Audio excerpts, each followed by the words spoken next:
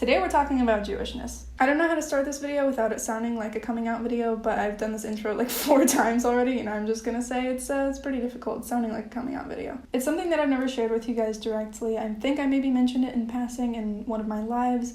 And recently I've been talking about it on Twitter a little bit more, so if you follow me on there, you probably already know what this video is about. I am Jewish. I am a Sephardi Jew. We will get into what that means later. I'm going to give all the details. But basically, I just want you guys to know that this is a side of myself that I've personally never explored before. And that's not to say that my journey with my Sephardiness is just starting. Like, I've always known that I was Sephardi and stuff like that, but you know. Anyways, enough with the fluffy intro. Today we are going to talk about everything Jewish, or at least everything to kind of get started my kind of brain dump of what I've been thinking about these past couple weeks. We're going to talk about different kinds of Jews. We're going to talk about my type of Jew. We're going to talk about Jewish history in general. We're going to talk about modern day Jewishness. We're going to get all into it. So, when you think of Jews, you're probably thinking matzo balls. You're probably thinking Yiddish, and you are not wrong to think those things. I do not blame you, but those things are all connected to just one type of Jew. Those are Ashkenazi Jews, which represent just a small portion, well, not a small portion, but they represent not all Jews. We come in different flavors. You're probably like, what? There's different kinds of Jews? Yes, there are different kind of ethnic divisions, I guess you could say, within the Jewish people. And kind of the 4 biggest ones,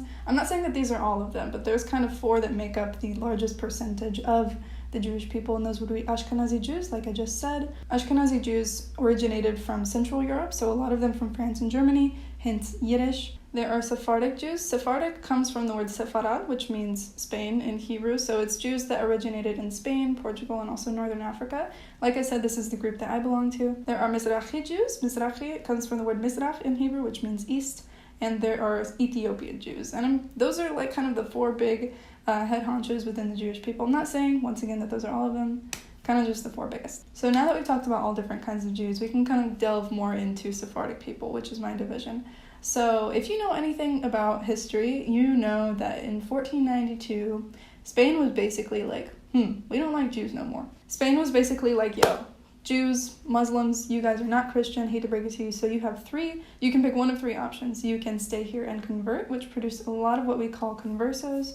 You can leave the country, so a lot of them migrated to other parts of Central Europe, or to the Americas, so like Latin America or Northern America, or you can stay here and die for your faith. So naturally, most of them took the first 2 options, which leads us right into my personal history. So when I was a kid and I would ask my mom, hey mom, like where does our family come from? Where does your family come from? She told me that we were Sephardic Jews. She told me that basically meant Jews from Spain, and that we were from a little piece of territory called Gibraltar. So Gibraltar is this teeny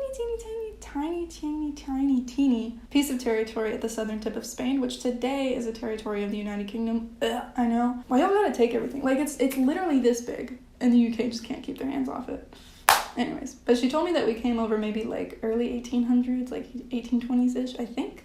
So my people, the De Vegas, they migrated from Gibraltar to the United States, to Charleston, South Carolina.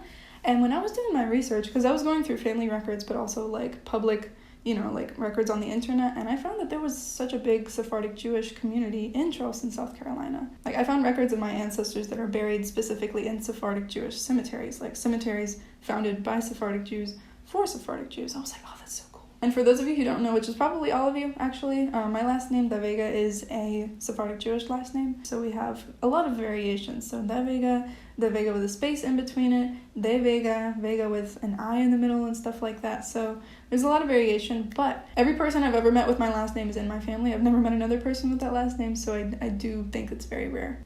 One of a kind. But basically, as I was growing up, I already knew that I was Jewish. So then I was like confused, because I was like, we're like a whole ass Pentecostal Christian family. Why are we not Jewish? Why are we not practicing Judaism? And I guess I didn't really think about it too hard until maybe I got to like middle school and high school, and I would meet other kids that were Jewish, like practicing Jews.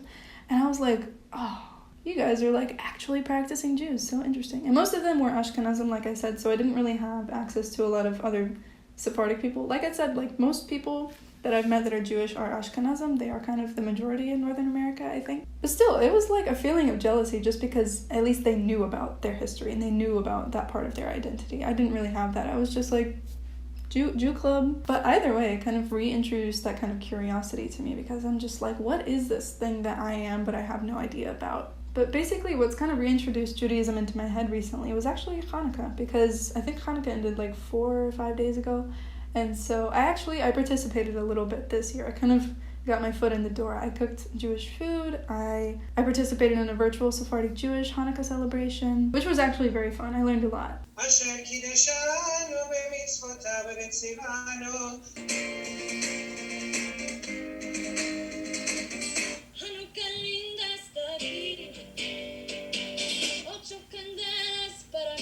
So what really attracts me about Judaism is, like, you know, in contrast with Christianity, which I grew up with, Pentecostal Christianity, is that Christianity is so dependent upon pretty much just belief, whereas Judaism is a lot more integrated with practice and culture and history. And it's like, I don't know, easy to identify with because there's a lot of tangibleness to it.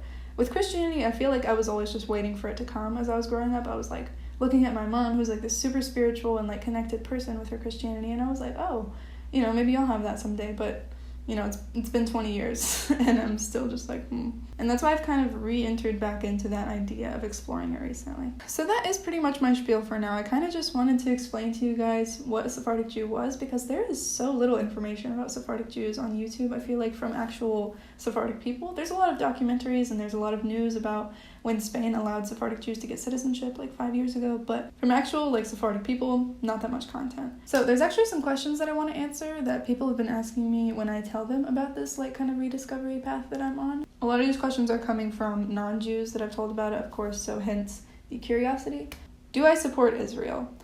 We have got to separate this, we have to get rid of this false equivalency of Jewish people and the Israeli government. That is not a thing. And I feel like there's this very like kind of black and white, like two-dimensional idea in Northern America, at least, of what people think Jews are. Palestinian Jews exist. So when you say like, I saw some tweet recently, it was like, oh, good night to everybody but Jewish Twitter, #Free Palestine. And I'm just like, there are Palestinian Jews. And it's always non-Jews and non-Palestinians saying that shit. I'm just like, okay. So we have got to stop this like weird equivalency of Jews with the Israeli government. I do not support them. I am not a Zionist. Not all Jews care about the propagation of a free Jew state. Great idea, a free Jew state, but why does it have to like step on the human rights and lives of so many other people, you know? And people tell me like, oh, you can't be a Jew if you're not a Zionist. And I'm just like, why do we all have to live in the same house? I don't know if that's too simplistic. I am a Jew rookie, apparently. And another question I've gotten is, oh, you're going to take that trip?